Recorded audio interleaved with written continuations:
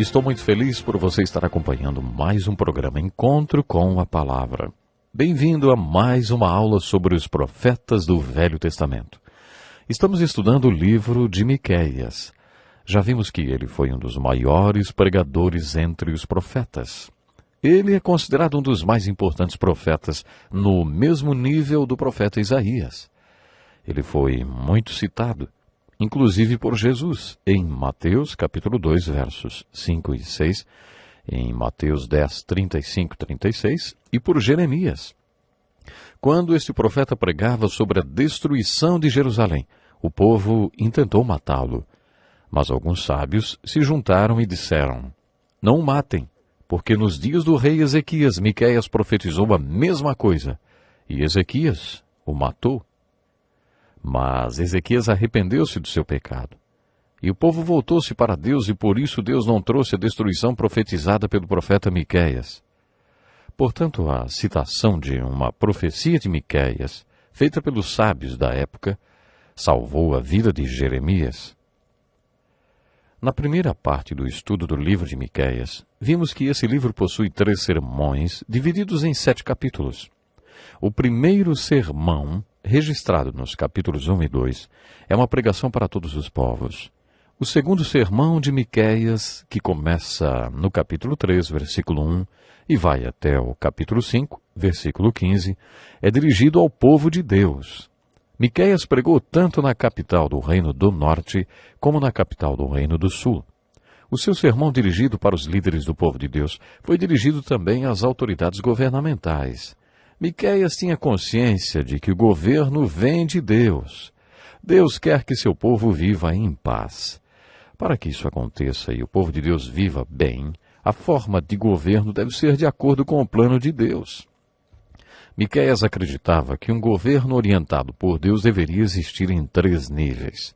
O primeiro nível, o espiritual, estava sob a responsabilidade dos sacerdotes, que deveriam ensinar as verdades espirituais à sociedade e servir-lhes de exemplo.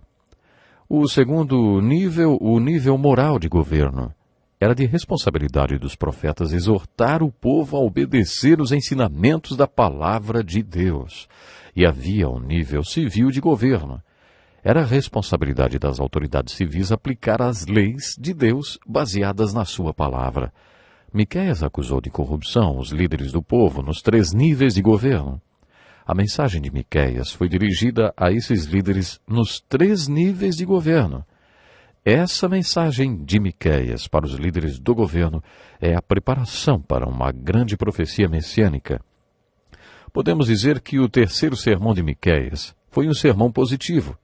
Como já disse várias vezes, todos os profetas que profetizaram os cativeiros assírio e babilônico e a destruição e a tristeza que se seguiram, terminavam suas profecias com um tom positivo. Eles não terminavam suas mensagens apenas com o cativeiro. Todos esses profetas terminavam as suas profecias com uma mensagem positiva, de esperança. Quando eles pregavam para o Reino do Sul, falavam sobre o retorno do cativeiro babilônico depois de 70 anos. Quando pregavam para o Reino do Norte, seus sermões eram otimistas e referiam-se ao final dos tempos. Todos eles profetizaram a dispersão do povo de Deus por todo o mundo e o retorno dessa dispersão, que seria um retorno geográfico e político para a terra de Israel e que nós presenciamos hoje. Depois eles profetizaram um retorno espiritual de Israel para Deus. Isso nós ainda não vimos.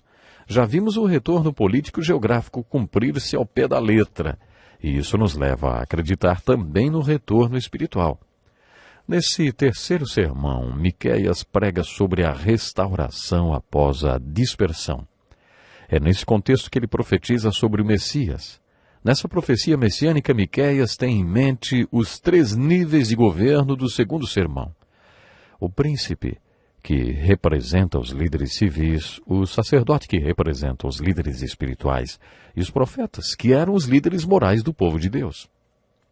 Na opinião de Miqueias, os líderes dos 3 níveis de governo não governaram como deveriam. É nesse contexto de fracasso governamental que Miqueias prega o seu sermão messiânico. No capítulo 5, versículo 2, ele profetiza a vinda do Messias. De acordo com Miqueias, o Messias virá para ser o governante perfeito. O Messias vai governar na força do Senhor. O Messias vai pastorear seu povo e governará com o grande pastor. O que Miqueias está sugerindo é: as autoridades foram instituídas por Deus, mas elas não governam como deveriam governar. Um dia Deus vai dizer: não posso mais confiar no governo do homem. E não posso mais confiar o governo ao homem. Darei o poder ao meu filho. Quando meu filho vier, ele governará de acordo com a minha vontade, e governará em nome da majestade do Senhor seu Deus. Quando meu filho governar, vocês descobrirão o que eu tinha no coração quando instituí os governos. Quando meu filho governar, o seu governo não será corrupto. Com tudo isso, fica uma pergunta: quando foi que Jesus reinou num governo perfeito? Isso nos ajuda a entender por que os apóstolos estavam sempre perguntando para Jesus: o Senhor vai restaurar o reino de Israel agora? Os apóstolos viam Jesus como um líder político em potencial, que derrotaria os conquistadores romanos. Alguns estudiosos acreditam que Judas seguia Jesus porque acreditava que ele seria o líder que venceria Roma, e assim ele estaria dentro do novo regime de governo. Um dos apóstolos de Jesus chamava-se Simão, o Zelote, o que significa que ele fazia parte do movimento de guerrilha de resistência contra Roma. O professor William Berkeley acreditava que 4 dos 12 apóstolos partilhavam das mesmas simpatias políticas desse discípulo. Por causa de passagens como essa encontrada no livro de Miqueias, os apóstolos que conheciam o Velho Testamento achavam que Jesus era o Messias que seria seu líder político e que ele reinaria, exercendo um reinado perfeito. O que eles não viam e que as pessoas, de modo geral, não observavam numa primeira leitura do livro de Miqueias é o que chamamos de o grande parêntese. Jesus deixou claro para os apóstolos que sua vinda aconteceria em 2 adventos. Nós usamos o termo primeiro e segundo advento de Jesus, primeira vinda e segunda vinda. No Evangelho de Lucas, capítulo 4, verso 18, Jesus citou Isaías 61 e nos deu o que os estudiosos chamam de o Manifesto do Nazareno. Citando Isaías, Jesus disse: o Espírito do Senhor está sobre mim, porque ele me ungiu para pregar boas novas aos pobres. Ele me enviou para proclamar liberdade aos presos e recuperação da vista aos cegos, para libertar os oprimidos e proclamar o ano da graça do Senhor. Em seu manifesto, Jesus deixou bem claro o que ele ia fazer. Ele ia dar visão ao cego, liberdade ao cativo e curar os oprimidos desse mundo. Quando comparamos Lucas 4:18 com Isaías 61, observamos que Jesus parou no meio do versículo e devolveu o rolo para o rabino, porque o versículo continuava dizendo: para proclamar o ano da bondade do Senhor e o dia da vingança do nosso Deus. Jesus não veio declarar a vingança de Deus. Há alguns textos na Bíblia, como Isaías 61 e Salmo 2, que se referem aos 2 adventos da vinda de Jesus Cristo em um só versículo. Aí você tem que fazer uma pausa no meio desses versículos que descrevem os 2 adventos. Jesus veio pela primeira vez como servo sofredor. Sua missão era morrer na cruz pelos pecados do mundo, ressuscitar dos mortos e enviar o Espírito Santo para que a igreja pudesse nascer e ser ativa nesse mundo. Como já destaquei antes, alguns estudiosos chamaram esse tempo da igreja de o grande parêntese. Hoje Jesus Cristo está construindo sua igreja e quando ele a finalizar, voltará. Foi isso que todos esses profetas falaram.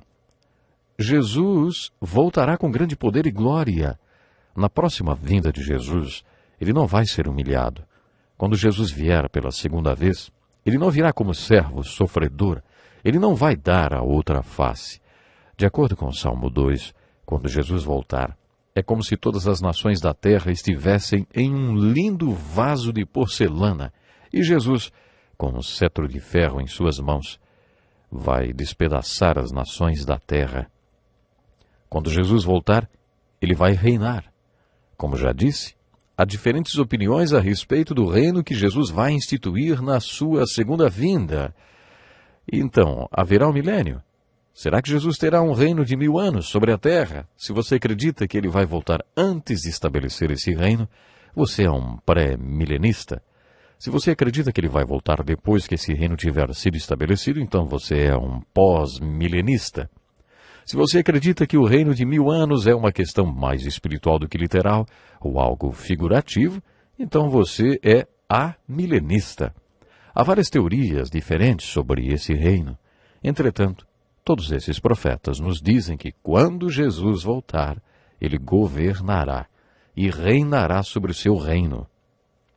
A apresentação que Miqueias faz da vinda de Jesus deve incluir seu segundo advento, porque é nesse segundo advento que Deus dirá a seu povo: eu tentei dar a vocês a oportunidade de governar, mas houve corrupção em todos os níveis de governo. Suas autoridades civis julgaram sob suborno. Seus líderes espirituais ensinaram visando lucro. Seus profetas adivinharam em troca de prata. O governo que Deus planejou para seu povo não deu certo por causa do pecado de seus líderes. Portanto, de acordo com a pregação desses profetas, o dia está chegando, quando Deus assumirá a responsabilidade pelo governo. Deus não vai mais delegar autoridade aos homens. Ele vai dar o governo ao seu Filho, e o seu governo não terá fim. O Filho de Deus reinará como Rei dos Reis e Senhor dos Senhores. Essa é a mensagem que Miqueias pregou. Esse foi o contexto no qual ele profetizou a respeito do Messias, inclusive onde Jesus Cristo nasceria. Que pena, mas infelizmente eu tenho que parar hoje. O relógio está me dizendo que o meu tempo já acabou. Por favor, se planeje para estar conosco no próximo programa. Vamos, no próximo programa, ver um texto escrito por esse profeta que muitas pessoas consideram uma das passagens mais importantes de toda a Bíblia. Deus lhe abençoe e até o nosso próximo encontro. Este é um estudo escrito pelo Dr. Dick Woodward, na voz do pastor Edson Bruno.